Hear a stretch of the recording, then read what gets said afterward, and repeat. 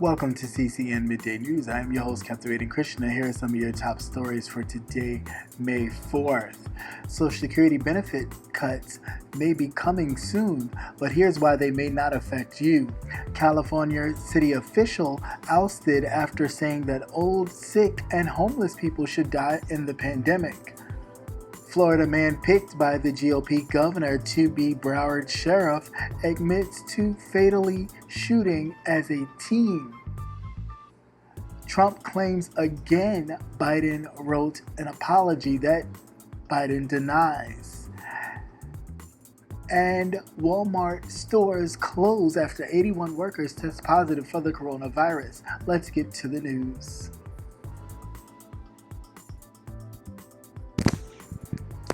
There's been talk for years that Social Security is at risk of running out of money, and most recent trustees report confirmed that. Released in late April, the report states that by 2035, Social Security is expected to exhaust its combined trust funds, leaving the program with no excess cash or revenue to dip into.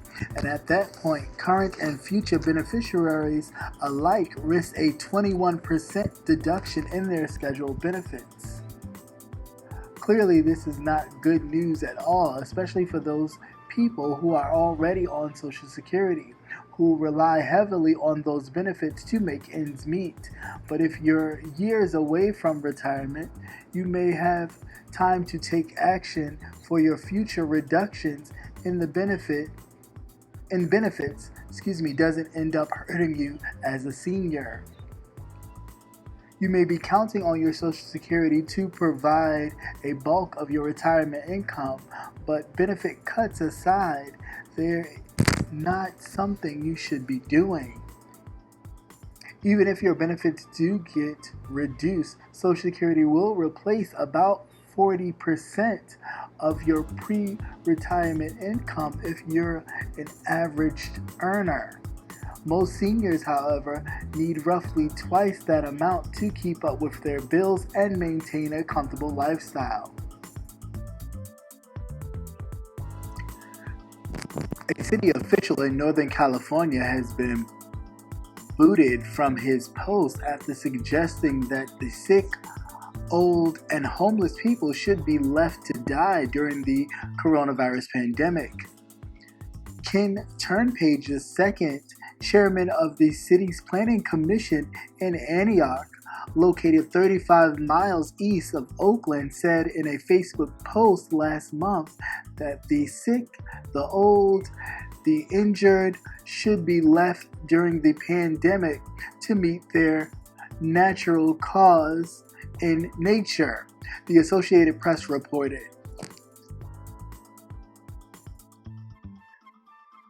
Turnage then added that homeless and other people who just defile themselves by either choice or mental illness should also be allowed to perish as well, would fix what is a significant burden on our society and resources that could be used.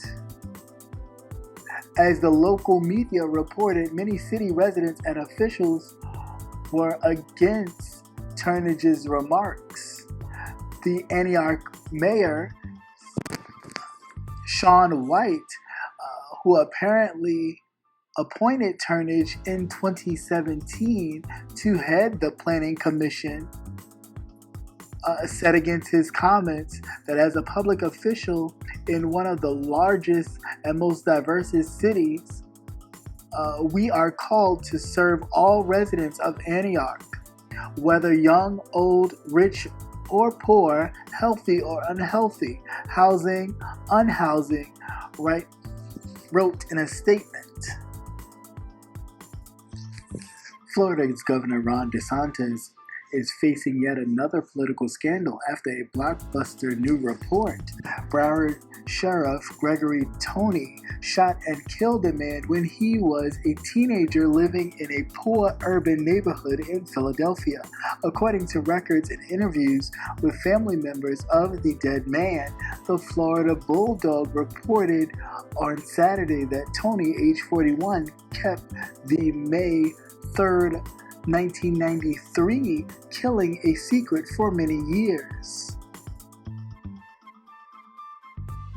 He said, and I quote, "When I was 14 and growing up in a neighborhood in Philadelphia filled with violence and gang activity, I shot an unarmed man in self-defense.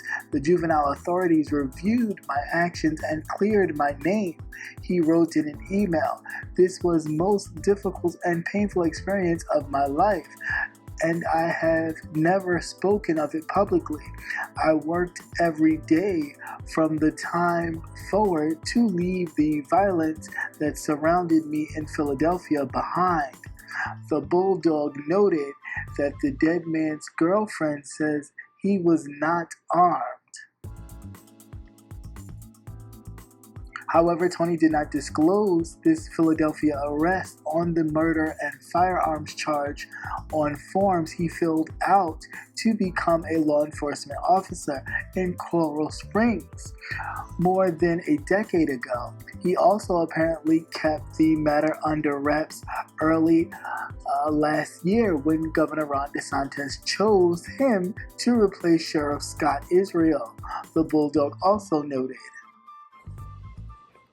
President Donald Trump claims on Sunday that former Vice President Joe Biden wrote a letter to apologize for calling him xenophobic, something Biden has repeatedly said is a lie. Trump said during a viral town hall meeting event that broadcasts on Fox News that after he ordered China's travel restriction on January 31st, they called me a racist. They said xenophobic. Biden said he was xenophobic. Trump said at the event staged at the Lincoln Memorial in Washington, D.C., Biden has now written a letter of apology because I did the right thing. I saved hundreds of thousands of lives. Trump made the same claim at a March 25th viral town hall meeting also hosted by Fox News. The Biden campaign has previously denied that the former vice president wrote such a letter and referred back to those denials on Sunday. The White House didn't immediately reply to the request of the alleged letter. On January 31st, however, after Trump ordered the travel restrictions, Biden said that the president has a record of hysteria and xenophobia. The coronavirus death toll is overwhelming the healthcare workers, morgues, funeral homes, crematoriums, and cemeteries. Body bags pile up across the city that's become the epicenter of the pandemic. On one day, there were 799 COVID-19 deaths in the state of New York, one day high. To date, the state has recorded more than 24,000 deaths, most of them in the city of New York. Though the city doubled to about 2,000 its capacity to store bodies, funeral homes are still turning down cremations because they can't hold on to bodies. A Brooklyn cremation chamber broke down under the sheer volume of corpses. Cremations are delayed till mid-May and beyond. Bodies rest in refrigerated trailers at funeral home parking lots.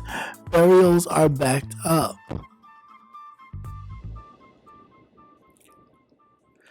A Walmart store in Massachusetts is temporarily closed after 81 employees tested positive for the coronavirus, officials say in a news release. On Tuesday, the Worcester Division of the Public Health inspected a Walmart store in the city after reports that 23 workers had tested positive for the COVID-19.